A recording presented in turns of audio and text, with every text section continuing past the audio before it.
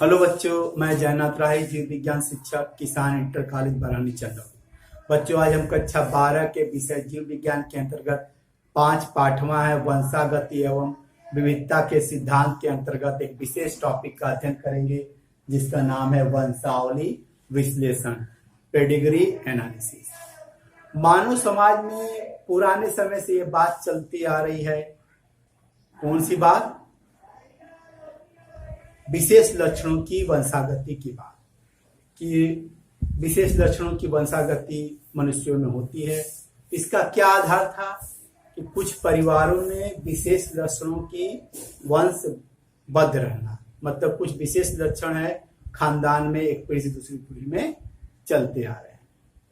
तो मेंडल के पुनः खोज के बाद यह बात सामने आई, चर्चा में आई, क्यों न मनुष्य के विशेष लक्षणों की वंशागति का विश्लेषण किया जाए।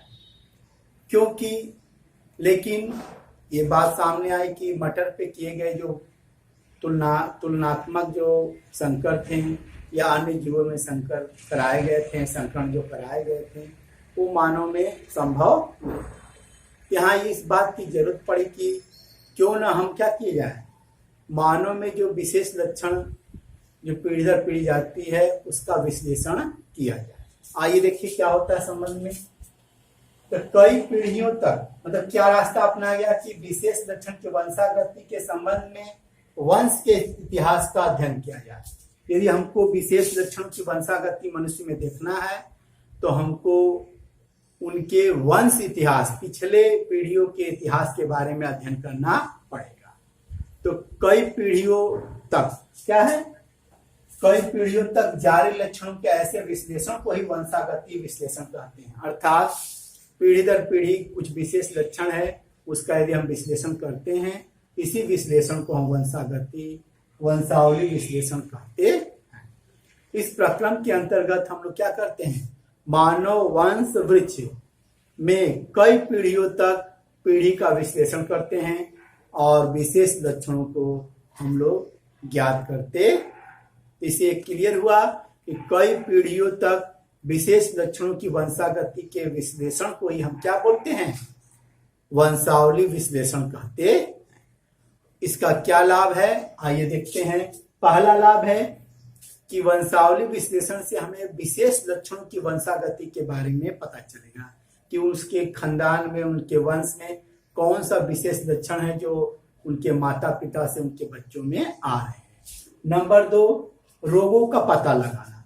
कुछ विशेष प्रकार के जो जेनेटिकल रोग होते हैं, आनुवंशिक रोग होते हैं, उनके बारे में पता लगाया जा सकता है। जैसे हीमोफीलिया है, आपका कलर ब्लाइंडनेस है, और भी रोग हैं जिनके बारे में हम लोग वंशावली विश्लेषण के द्वारा हम लोग पता लगा सकते हैं। नंबर 3, यह भी पता लगा सकते हैं कि यह जो लक्षण है, ये रोग जो है वो सेक्स लिंक्ड है कि नहीं, तब गुणसूत्रों के द्वारा, सेक्स गुणसूत्रों के द्वारा एक पीढ़ी से दूसरी पीढ़ी में जाते हैं।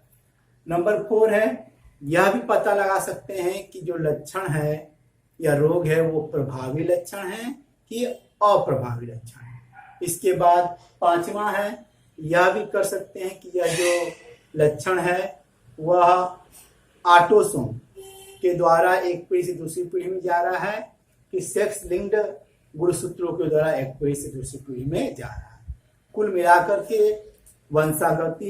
वंशावली विश्लेषण के दौरान हम विशेष रोगों के बारे में पता लगा सकते हैं और भविष्य में उत्पन्न होने वाले संतान के कौन से रोग होंगे या उसके निदान के बारे में हम लोग चर्चा कर सकते हैं।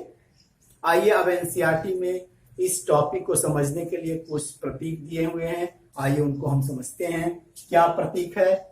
ये जो चौकोर वर्गाकार जो डब्बा बना हुआ है उसको नर से इंडिकेट करते हैं, जो गोलाकार है उसे मादा से इंडिकेट करते हैं, जो इस तरह का है चौकोर उसमें लिंग का कोई उल्लेख नहीं।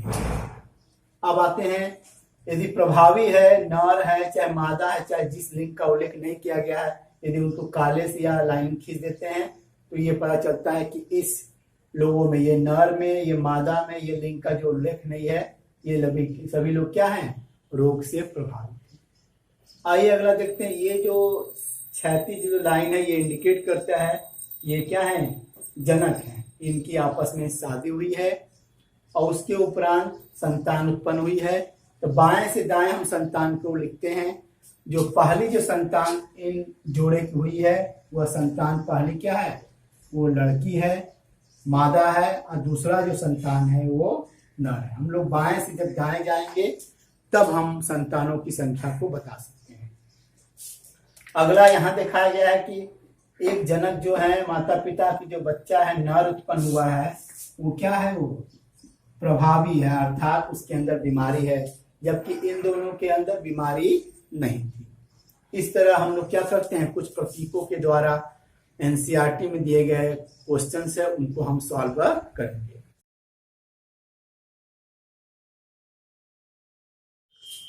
अब हम बच्चों देखते हैं वंशावली विश्लेषण को समझाने के लिए एनसीईआरटी में कुछ उदाहरण दिए गए हैं। उसके द्वारा हम किसी विशेष बीमारी के वंशावली को क्या करेंगे, विश्लेषण करेंगे, किस तरह वह एक पीढ़ी से दूसरी पीढ़ी में जा रहा है। तो सबसे पहले ये क्वेश्चन उठेगा कि जो हम लोग बीमारी का अध्ययन कर रहे हैं वो बीमारी क्या है, प्रभावी है कि अप्रभावी। पहला क्वेश्चन क्या आएगा कि प्रभावी है कि अप्रभावी है। फिर दूसरा क्वेश्चन उठेगा कि जो बीमारी है जिसका हम अध्ययन कर रहे हैं, विश्लेषण कर रहे हैं, वह ऑटोसोमल है या तो सेक्स लिंक्ड है, अर्थात ऑटोसोम वाले गुणसूत्र के द्वारा एक पीढ़ी से दूसरी पीढ़ी में जा रहा है कि सेक्स गुणसूत्र के द्वारा एक पीढ़ी से दूसरी पीढ़ी में जा रहा है।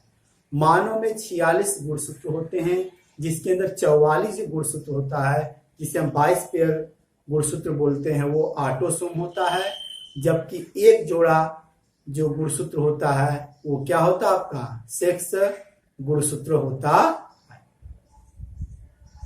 वहीं पर दिया गया है कि वो जो बीमारी है ऑटोसोम के द्वारा जाने वाला है कि सेक्स लिंक्ड गुणसूत्र के द्वारा जाने वाला।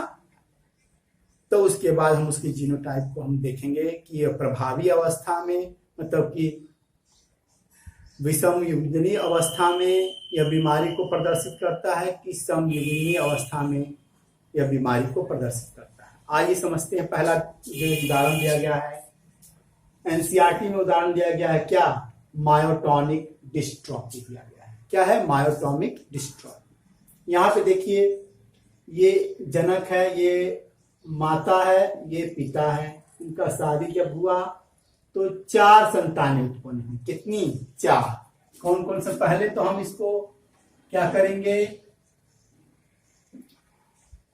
पीढ़ी को नामांकित करेंगे। ये प्रथम पीढ़ी हो गई, ये द्वितीय पीढ़ी, ये तृतीय पीढ़ी। ठीक है। जब इनका आपस में क्या हुआ, संकरण हुआ, तो 4 तरह के संतान। पहली जो संतान थी वो मादा थी जो स्वस्थ थी। दूसरी जो संतान थी वो क्या थी, नर थी जो बीमार है। तीसरी संतान जो है नर है, वो भी क्या, स्वस्थ है। चौथी जो संतान हुई है वो क्या है, बीमार संतान। अब ये है, इनकी जो शादी किसी महिला से होता है, उनके 3 संतान उत्पन्न होते हैं। पहले संतान, दूसरी संतान, पहली संतान मादा, दूसरी मादा, तीसरा नर। जबकि इनका जब विवाह होता है तो पहला जो संतान है वो क्या कहलाएगा, नर है, स्वस्थ है। जबकि दूसरी संतान जो है वो मादा है, बीमार है। तीसरी संतान क्या है, नर है। ये पहले हम लोग विश्लेषण करेंगे। अब हम प्रश्न उठाते हैं कि पहले हमको क्या चेक करना है, यह बीमारी प्रभावी है कि अप्रभावी, अर्थात डोमिनेंट है कि रिसेसिव। आइए क्वेश्चन से करते हैं। पहला क्वेश्चन है, क्या सभी प्रभावी संतानों के कम से कम एक जनक प्रभावी जनक है। मतलब कोई भी संतान है यदि वो अफेक्टेड है, प्रभावी है, तो यह पूछ रहा है क्वेश्चन कि उनमें कम से कम कोई एक जनक प्रभावी है। यदि हाँ होगा तो वह बीमारी डोमिनेंट मतलब प्रभावी होगी, यदि नहीं होगा तो वह बीमारी क्या होगी, अप्रभावी रिसेसिव। आइए देखते हैं इस बात को। यहाँ पे ये संतान को लेते हैं। इस संतान के 2 जनक हैं, दोनों में से कम एक बीमार है। तो ये कह सकते हैं डोमिनेंट। पहले ये तो हो गया, अब इनको देखते हैं। इनके भी माता पिता ये है, इनमें कम से कम एक जनक क्या है, बीमार है। ये देखिए अफेक्टेड है, इनके कम से कम एक माता पिता क्या है, बीमार है। यदि ऐसी कंडीशन हो रहे हैं कि कोई भी जो अफेक्टेड है, प्रभावित संतान है, उसके जनक में से कोई न कोई एक प्रभावित होगा बीमारी से, तो वह बीमारी क्या कहलाएगी, प्रभावी। तो क्वेश्चन उठता है, हाँ सभी के अफेक्टेड जो हैं संतान, उनके जनक क्या है, प्रभावी है, बीमार से ग्रसित है। तो ये हाँ, यदि हाँ होता है यह बीमारी क्या होगी, डोमिनेंट होगी। क्या होगी ये, डोमिनेंट, मतलब प्रभावी बीमारी हुई। अब आगे क्वेश्चन देखते हैं। यदि हो नहीं है तो ये क्वेश्चन लेके चलते, लेकिन हाँ है तो हम आगे लेके चलते। दूसरा है, अब हमको निकालना है कि ये ऑटोसोमल है कि सेक्स लिंक्ड है।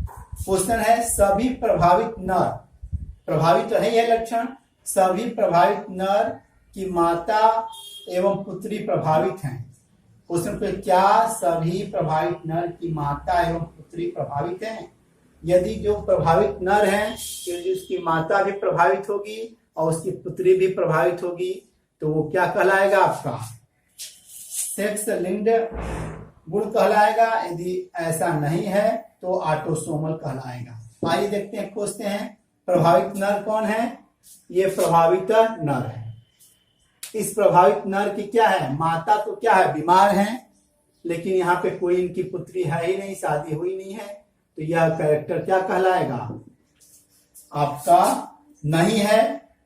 क्वेश्चन है नहीं ना, दोनों होने चाहिए, माता भी बीमार है, पुत्री क्या, पुत्री का कोई वर्णन है ही नहीं है, तो यह जो लक्षण होगा क्या हो, ऑटोसोमल होगा, क्योंकि दोनों यहाँ पे प्रभावित नहीं मिल रहे हैं, तो यह बीमारी क्या होगी, ऑटोसोमल। अब यहाँ पे क्या हो गया आपका, ऑटोसोमल।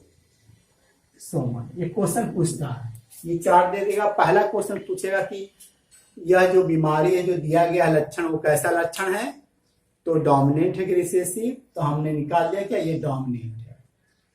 नंबर 2, डोमिनेंट में क्या, ये ऑटोसोमल या सेक्स लिंक्ड है, तो ये हमने क्या निकाला, ऑटोसोमल है। इस तरह हम लोग क्या करेंगे, किसी बीमारी को डोमिनेंट ऑटोसोमल में ज्ञात करेंगे। कभी कभी आपका जीनोटाइप भी पूछता है। आइए देखते हैं, जीनोटाइप 2 हो सकते हैं। ये प्रभावी लक्षण है, यदि प्रभावित लक्षण है तो उसके अंदर कंडीशन क्या आएंगे, प्रभावी है तो ऑटो में यहाँ जीन है, कैपिटल है और स्मॉल है, तो यदि प्रभावी है तो ऑटोमेटिकली है जीन का जो जीनोटाइप होगा कैपिटल हो सकता है, या तो कैपिटल है स्मॉल है, इसी दोनों में से होगा। कोई भी बीमार यदि है तो उसका जीनोटाइप या तो ये होगा या तो ये होगा, ठीक है। और जबकि जो बीमार नहीं है उनका जीनोटाइप ये होगा, ये एकदम 100% कंफर्म है, क्योंकि यह बीमारी जो है प्रभावी है, इनका जीनोटाइप या तो कैपिटल ए होगा या तो कैपिटल ए स्मॉल होगा। जबकि अप्रभावी जो है वो स्मॉल है, इसमें जो बीमार नहीं है संतान, उनको हम स्मॉल है कह सकते हैं, क्योंकि ये लक्षण क्या है, प्रभावी है। प्रभाव लक्षण तभी दिखाई पड़ेगा जब यदि कैपिटल हो या कैपिटल है स्मॉल है। तो यहाँ पे पहले देखते हैं हम लोग, ये जो जनक है ये बीमार नहीं है, इसको स्मॉल है कर सकते हैं। जो भी जनक है, जो भी संतान आपके बीमार नहीं है, उनको आप स्मॉल है कर सकते हैं।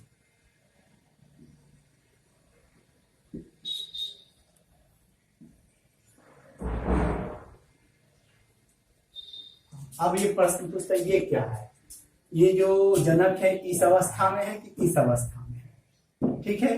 यदि मानते हम लोग हैं, यदि कैपिटल ए अवस्था होता तो सभी जो संतान थी बीमार होती, अर्थात इसका जो एक ए है स्मॉल यहां से आया है और एक स्मॉल ए यहां से आया होगा। क्या यहाँ कंडीशन है, 2 कंडीशन हो सकती है, या तो ये हो सकता है या तो ये हो सकता है। तो यहाँ पे जो यहाँ देखिए संतान को यहां से क्या हुआ, एक ए यहां से आया है, एक ए इनका आया है, ठीक है। दो स्मॉल है अर्थात इस जनक में कम से कम एक स्मॉल ए होगा। ये कंडीशन आपका हट जाता है। तो ये कहलाए क्या, ये जो बीमार व्यक्ति हैं उनके अंदर कैपिटल ए स्मॉल ए मतलब विषम विभिन्न अवस्था में ये कंडीशन है। तो जितने भी बीमार होंगे उनको हम लोग क्या है, capital A small A, capital A small A और कैपिटल ए, इस तरह हम लोग दिखा सकते हैं। लेकिन नॉर्मली जो क्वेश्चन पूछता है कि बीमारी क्या है, डोमिनेंट है कि रिसेसिव है, और उसके बाद पूछता है ऑटोसोमल है या सेक्स लिंक्ड है। अगला आप उदाहरण देखते हैं, ये आपको दिया गया है। इनके पहले पीढ़ी को हम कर सकते हैं नंबर 1 पीढ़ी, नंबर 2, नंबर 3। अब यहाँ पे क्वेश्चन उठाते हैं। पहले हमको चेक करना है कि ये प्रभावी है कि अप्रभावी है। क्वेश्चन क्या है, क्या सभी प्रभावी संतानों के कम से कम एक प्रभावी जनक हैं। यहाँ पे देखिए, ये आपके प्रभावी संतान है, ये प्रभावी संतान है, ये प्रभावी संतान है। इनके जनक में कोई बीमारी नहीं है, इनके जनक में कोई बीमारी नहीं है, इनके जनक में कोई बीमारी नहीं है। अर्थात यह जो लक्षण है वो क्या है, अप्रभावी है, मतलब रिसेसिव है। क्या है, रिसेसिव है। यहाँ पे नहीं होगा, सभी संतानों के जो अफेक्टेड संतान उनके जनक कोई एक भी जनक क्या है, प्रभावित नहीं है, तो ये नहीं होगा। यदि नहीं होगा तो बीमारी क्या होगी, अप्रभावी। अब हम खोजते हैं ऑटोसोमल या सेक्स लिंक्ड। आप देखते हैं क्वेश्चन क्या, सभी प्रभावित माता के पिता एवं पुत्र प्रभावित हैं। माता मान लीजिए ये मादा है, इसके पिता भी क्या है, प्रभावित नहीं है, और न तो इनके संतान कोई हुई है। अर्थात ये कह सकते हैं, यहाँ पे नहीं क्वेश्चन आएगा। क्या क्वेश्चन है कि सभी प्रभावित मादा है, उनके यदि पिता और पुत्र यदि बीमार है तब वह कहलाएगा क्या, एक्स लिंक्ड। नहीं है तो कहलाएगा ऑटोसोमल। ये क्या है, ऑटोसोमल।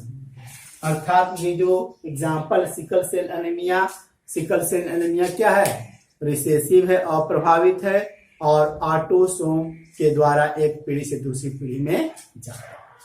अब इसके जीनोटाइप की कोशिश करते हैं हम लोग।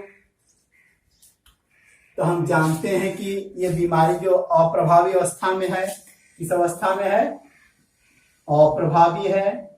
यदि अप्रभावी है तो ऑटोमेटिकली है कि ये स्मॉल अवस्था में क्या होगी, बीमारी को प्रदर्शित करेगी। इस अवस्था में नहीं करेगा, न तो इस अवस्था में नहीं करेगा, क्योंकि यह अप्रभावी लक्षण है। अर्थात ये स्मॉल अवस्था में क्या होगा, बीमारी को प्रदर्शित करे।